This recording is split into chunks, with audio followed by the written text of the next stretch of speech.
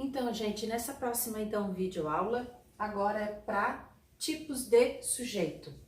Lembrando que a aula anterior, então, foi para explicar, então, o que é sujeito, o que é núcleo do sujeito, e agora são os tipos de sujeito. Os tipos de sujeito, então, eu tenho sujeito simples, tá? Sujeito simples é aquele que possui apenas um núcleo, ou seja, quando o verbo se refere a uma só palavra. Olha só os exemplos que eu estou passando para vocês. Pedro viajou. Lembrando que para achar o sujeito, nós temos sempre que fazer a pergunta para o verbo. Quem viajou? Pedro, sujeito simples. Nós apresentamos o alfabeto.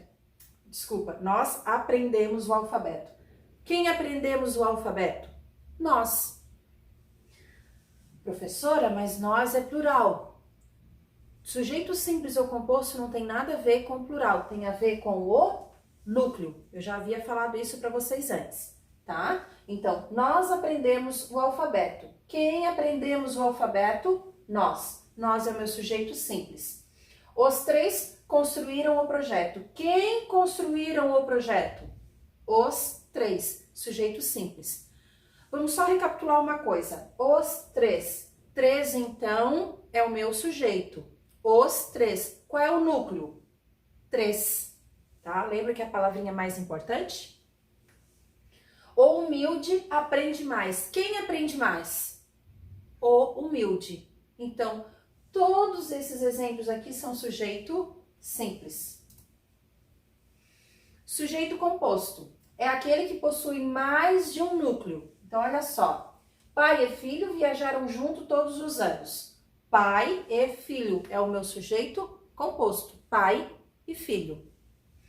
Viajamos eu e ele para Cancún, eu e ele. Então, olha só, aqui eu até gostei muito dessa frase para explicar para vocês que nem sempre o meu sujeito está no começo da frase. Às vezes eles podem estar no meio e muitas vezes também pode estar no final. Olha só. Eu tenho que sempre começar pelo meu verbo. Viajamos. Quem viajamos para Cancún?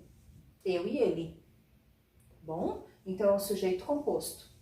Aprendem mais os humildes e os esforçados. Então, quem aprendem mais? Mais os humildes e os esforçados. Qual é o meu sujeito? Que ele é sujeito composto. Humildes e esforçados.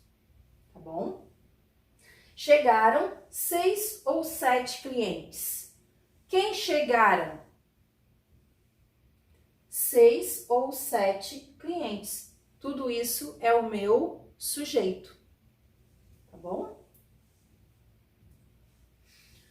Sujeito oculto. Sujeito oculto é aquele que não está explícito na oração. Ele não está na oração, mas pode ser determinado pela flexão número pessoa do verbo ou por uma presença em alguma oração antecedente. Exemplos.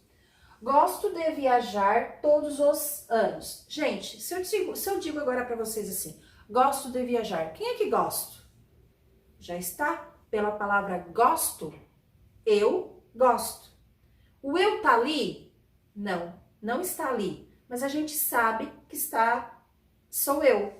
Então, ele é um sujeito oculto porque ele está por trás da palavra gosto. Outro exemplo para vocês. Chamava-se Maria, tinha 16 anos e trabalha no hospital municipal. Sujeito oculto, Maria. Olha só, chamava-se Maria. Essa aqui é uma outra oração, ó. Tinha 16 anos e trabalhava no hospital municipal. Então, não está escrito aqui, ó, o sujeito. Está escrito na outra oração, tá? Mas a gente entende que o sujeito está oculto aqui nessa outra oração em que é Maria, tá bom? Esses, então, são o sujeito oculto.